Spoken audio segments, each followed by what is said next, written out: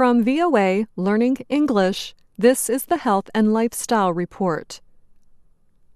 Fewer babies and very young children are dying today compared to 20 years ago. Over that period, the number of infant deaths has dropped sharply, from about 12 million to 6 million worldwide. Infant child mortality has been cut, thanks to billions of dollars in aid and the work of many countries. However, a group of experts say that is not enough. For children to grow and develop fully, they need more than a nutritious diet and access to medicine.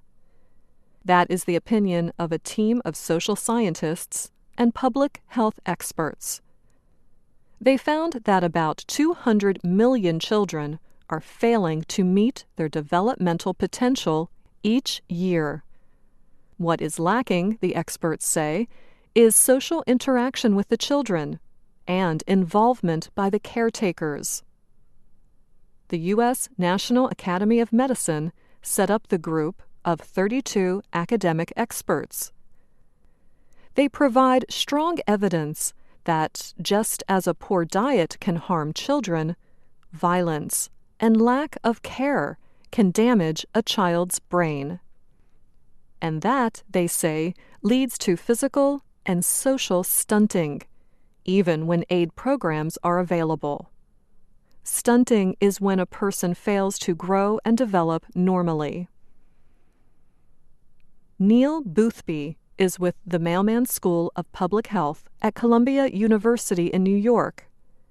He likens social interaction to investing in young children.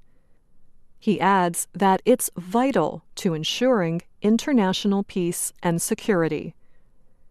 Boothby says that providing good, positive social interactions is as big a part of development as providing food and water. And these positive social interactions must be consistent and not what he calls episodic. He calls the wiring in the brain circuitry, and he calls the structure of the brain architecture. Here is Boothby. This becomes part of actually strengthening the circuitry in the brain. When the response isn't there, or it's episodically there, then those same circuitry, that same brain architecture is weakened. And so it's not just micronutrient, it is also social care. Boothby says studies have shown that international aid programs alone are not enough to help children reach their full ability. The Columbia University researcher just returned from Uganda. In that country, he says, more than a third of the population suffers from stunting. Signs of stunting include smaller physical growth and lower than average scores on intelligence tests. For example, I met with some parents on this last trip. Fathers were saying, I don't really engage with the child until she or he is 3 months old because they're too little.